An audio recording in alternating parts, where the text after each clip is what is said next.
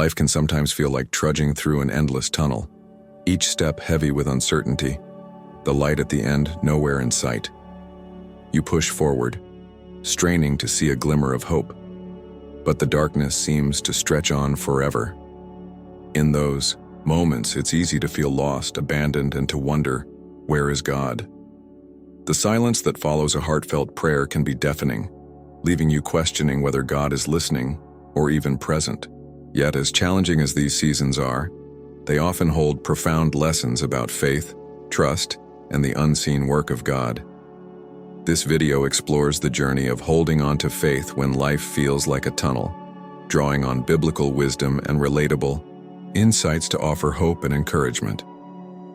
The weight of the tunnel. The tunnel is a powerful metaphor for life's darkest moments. Whether it's a season of grief, financial struggle, relational turmoil, or personal doubt, these times can make every step feel like sinking into quicksand. The harder you try to move forward, the deeper the unknown seems to pull you. In these moments, the human heart naturally cries out for answers, for clarity, for a sign that God is near.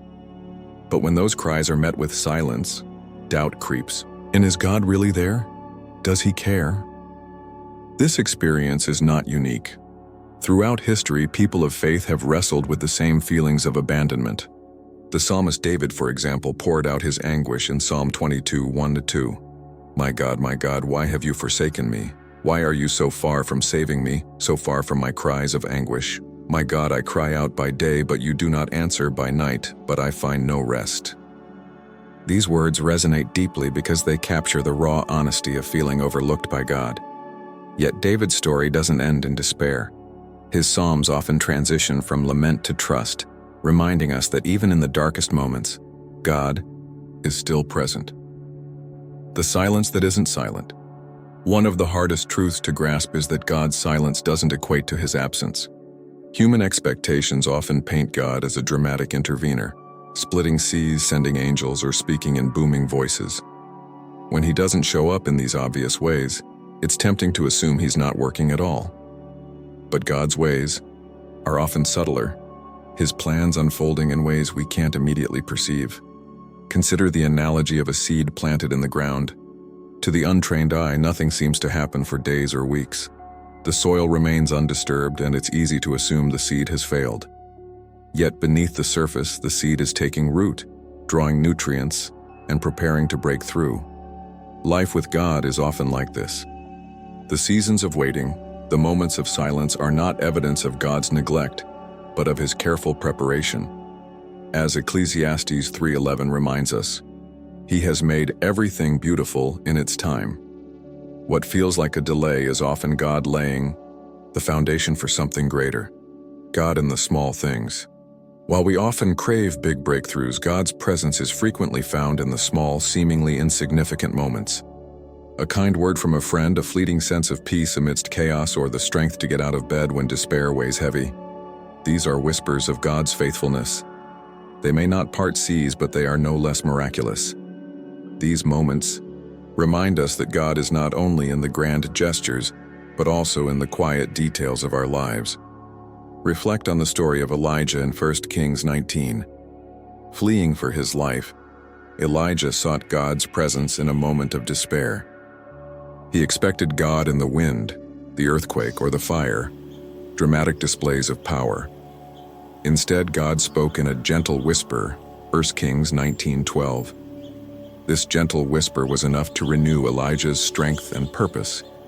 Similarly, God often meets us in the subtle, everyday moments, reminding us that He is near, even when we feel alone.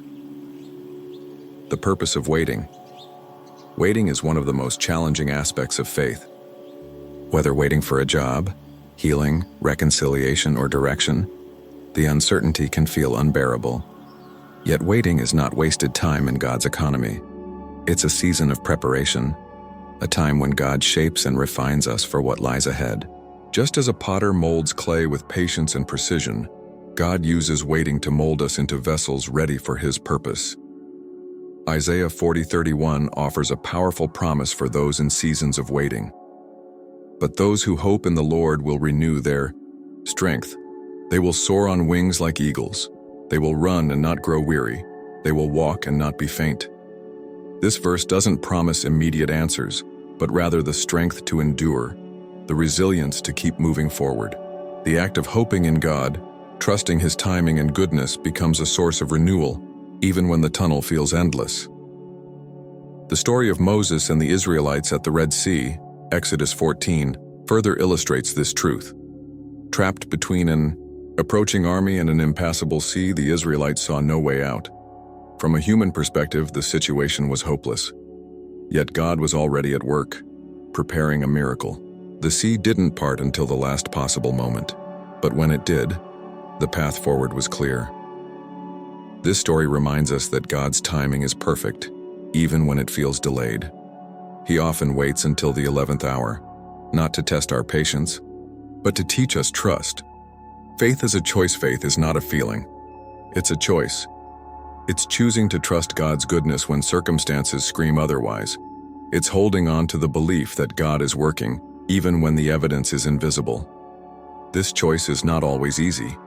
It requires surrender, letting go of the need for control and embracing the mystery of God's plan. Psalm 46:10 offers a simple yet profound directive. Be still and know that I am God. In the midst of life's chaos, being still feels counterintuitive. Yet it's in this stillness that we find peace, trusting that God is in control.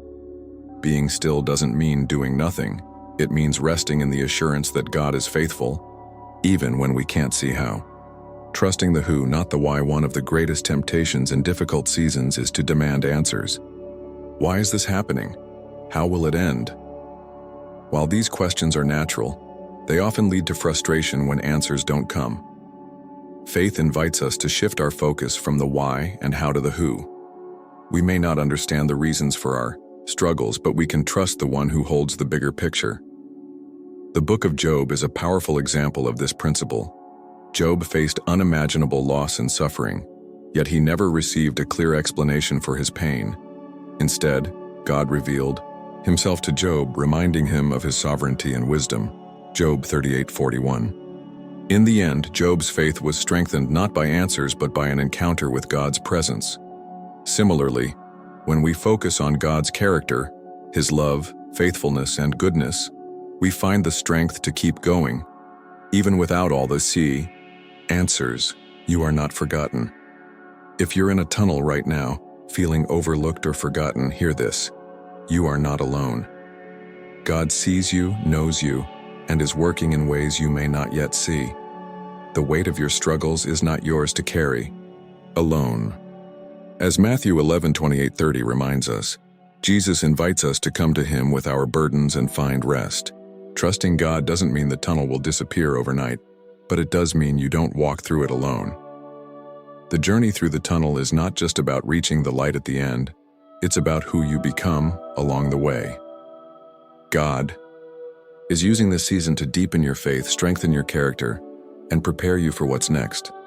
Even when you can't see the progress, trust that He is moving. The seed you've planted in faith is taking root, and in due time it will break through the surface. A call to hope. Life's tunnels are inevitable, but they are not the end of the story. They are chapters in a larger narrative of God's faithfulness. As you navigate your own tunnel, hold fast to the truth that God is with you. Look for His presence in the small moments, trust His timing in the waiting, and choose faith even when the way forward is unclear.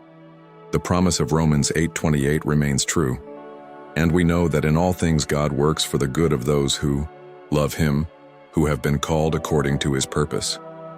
This doesn't mean every moment will feel good, but it does mean God is weaving a story of redemption through every trial. Keep walking, keep trusting, and keep hoping. The light is closer than you think.